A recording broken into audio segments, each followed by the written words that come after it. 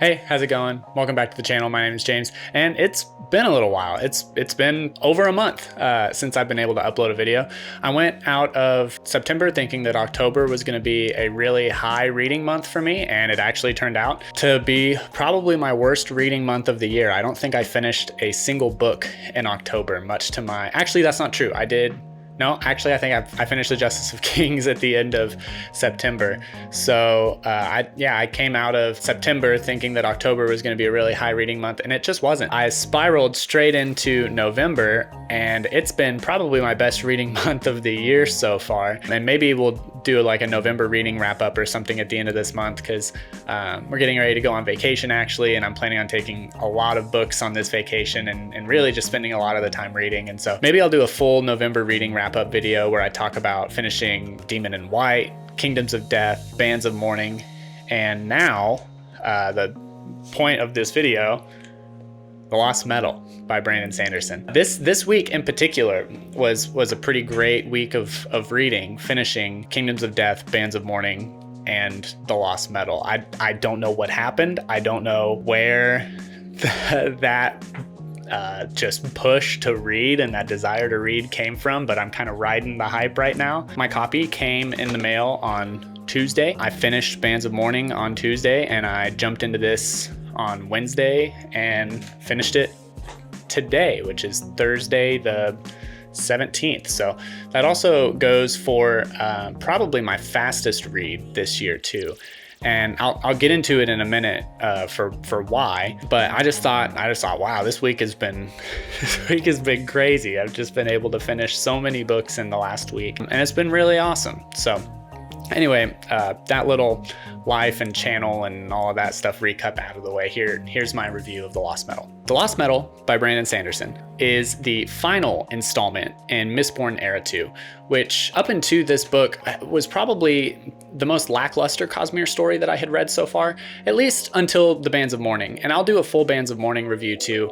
I was not anticipating reading Bands of Mourning and Lost Metal just like back to back. I actually was supposed to read the Bands of Mourning last month and then read The Lost Metal this month. So I was already planning on having a Bands of Mourning review up, but I ended up not being able to do that, like I said at the beginning of this video. And so all that to say, I got my copy of Bands of Mourning, read it, it was great, and it was significantly better than Shadows of Self, which I think was one of my least favorite books that I read this year. And you can watch the review to that somewhere up here. And if you want to see what my thoughts on the Shadows of Self were, what I thought of the Shadows of Self.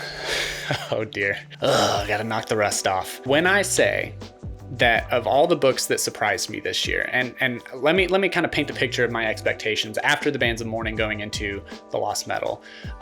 I very much, after Bands of Mourning, even though the ending to Bands of Mourning is great, I mean, Bands of Mourning until this was easily the best book in the Era 2 of Mistborn, I was still very much just wanting to finish The Lost Metal and move on to other things, because I kind of didn't see Sanderson recovering Era 2 for me. Not that it's bad, I didn't see it as being like one of my favorite Cosmere stories. I kind of was just ready to finish it up, and then, you know, like I've got Malice on deck, I've got The Lies of Locke Lamora on deck, I've got some books that are just I'm very, very excited about, and I just wasn't as excited for this one. So I might have actually gone into it with pretty low expectations. And Sanderson just completely and totally full 180'd my expectations of this whole series, even so to the point that, I mean, I've been telling people that The Lost Metal for me makes the other 3 books in the series even better. I mean, it redeems a lot of the other books in the series for me. And I don't know if that's because in between Bands of Mourning and The Lost Metal, he had 6 years to kind of shape up the plot. Because I mean, Sanderson himself has even said that he started Era 2 of Mistborn as kind of a side project, as something that he wanted to work on because he had just written some heavier stuff while he was writing Wheel of Time. He had just finished the second of the 3 books in Wheel of Time that he had written, and so He was moving into the last book of the Wheel of Time, and he said that he needed a distraction. And the Alloy of Law was that distraction. And I feel like that it kind of feels like that. Like I enjoyed the Alloy of Law. I think it's a fun, good time, and it accomplishes what Sanderson was trying to do of just writing a fun side story. But you get to Shadows of Self and you really feel like that the series didn't have the direction that the first era of Mistborn did. Bands of Mourning, and again, I won't go into full review of it, but Bands of Mourning kind of gets the series back on track. It kind of feels like, okay, I'm taking these characters seriously. I have a plan, I have a direction. And then, 6 years go by. I didn't have to wait through all 6 of those years like some other diehard Cosmere fans did, because I read Era 2 for the first time in literally the last 4 months leading up to The Lost Metal. But to go from Bands of Mourning and then to wait for 6 years probably gave him a decent amount of time to really figure out how he wanted to land this plane. Now, I will say he also said that the Cosmere gloves are off, his words, to say that this is the most Cosmere tie-in book that he has ever released. I'm not 100% caught up on every single little small piece of Cosmere fiction. I haven't read Elantris, which I think is actually the last standalone novel that I haven't read, the last novel in the Cosmere that I haven't read, but I haven't read all of the short stories. I'm not 100% caught up, but I'm majority caught up. So a lot of the crossovers and stuff did land for me. I did understand a lot of it. But for me, it wasn't even just the Cosmere tie-ins and almost the fan service, the cool references to other worlds. And I'm not going to talk about any of that. I'm keeping this as spoiler-free as I possibly can. The thing that made this book so great was that, like I said, it made the other books in the series better. I've seen people say that you really shouldn't read this book if you haven't read a good chunk of the other stuff in the Cosmere. And I don't think that I necessarily agree with that. I think that you could 100% still read Mistborn Era 1 and then jump straight into Mistborn Era 2 and enjoy it and still have a good time. Are you gonna catch all of the crossovers and the connections and all the references and the Easter eggs and stuff like that? No. But all of that stuff is kind of what I'm seeing a lot of people praise this book for, and what they're really missing is how much great character development happened in this book. I, at the end of Shadows of Self, did not really care about these characters very much. I mean, Wax was just kind of Western broody Mistborn Batman to me, and Wayne, even though he was super enjoyable and fun to read, he kind of reminiscent of other characters in the Cosmere like Lift. I think Brandon writes really wacky, quirky, chaotic characters really well, and so I had a good time reading Wayne, but I didn't care necessarily about Wayne. I didn't have a deep connection to who Wayne was. Bands of Mourning rectifies a lot of that. It kind of starts to shape this cast up into a group of characters who were cohesive, with introducing characters like Steris and giving her a much bigger role in the series, and giving Marasi a lot more time on the page to really just develop and be a main character. It's weird that Era 2 almost feels like that there's a part 1 of Era 2 and a part 2 of Era 2, where Alloy of Law and Shadows of Self are kind of part 1 to me, and they feel like their own thing. And then Bands of Mourning and The Lost Metal feel like the back half of a really great series. Wax gets so much development. I mean, he is the main character of Era 2, and so you expect that with him, but you get development that I don't think I was even necessarily expecting. Steris gets so much more page time, and honestly, she probably has become one of my favorite characters that Sanderson has written, just period. I love Steris and her relationship with Wax, and just how they complement each other so well and play off of each other. And he accepts her logical quirkiness, and she accepts his gruffness. And then you get Wax and Marasi, and their relationship in this book is really interesting and different. And I love that we got a time break between the book's physical releases, but we also get a time break in the story, and it handles that time break really well for me. In the 6 years since the Bands of Mourning, he released Oathbringer. He released some really just probably career-defining books for him, some books that are really just monumental displays of his writing ability.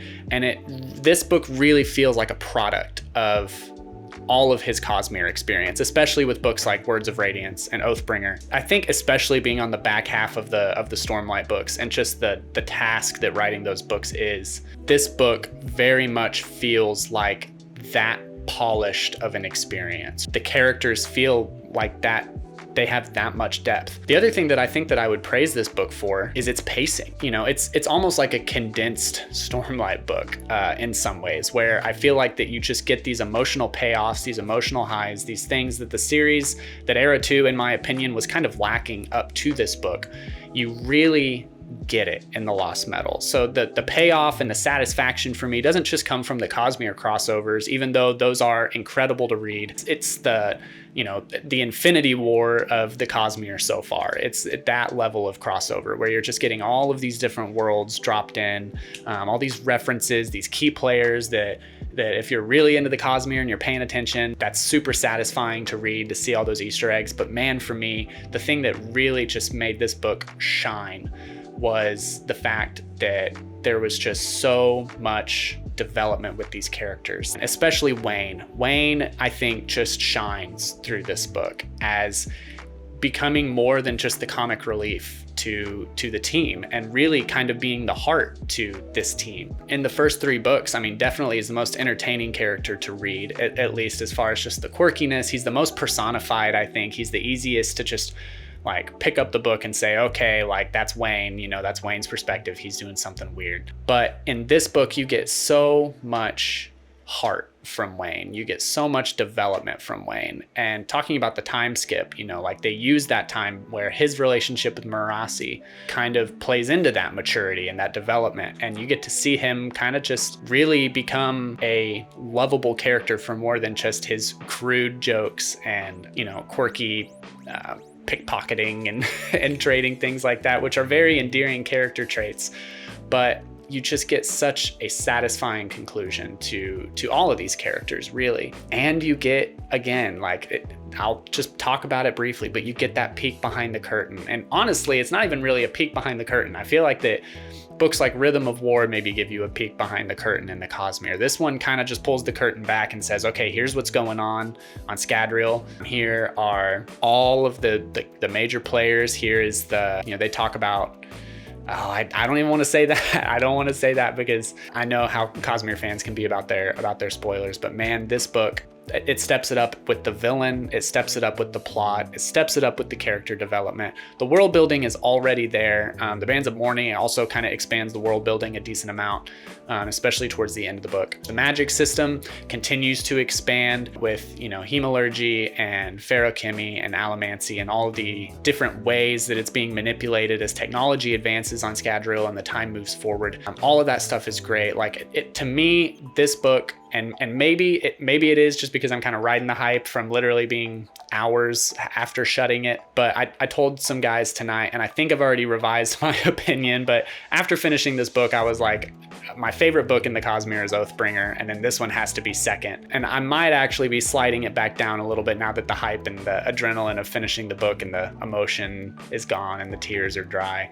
It really is just so satisfying. It's such a phenomenal ending to what, in my opinion, started off as kind of a lackluster series within the Cosmere, to the point where I almost was kind of telling people, you know, you can wait on Mistborn Era 2, you know, read it after you've read everything else, read it, you know, after you've read Stormlight, and if you're just really feeling like reading some more Sanderson. But this book solidifies it as a must read in the Cosmere. It really does just kind of put Wax and Wayne and Marasi and Steris and the rest of the cast up there with just the greats of Sanderson's work, and really was just kind of a home run for me. But yeah, so I guess all of that rambling aside and done, you should definitely read Mistborn Era 2 if you haven't.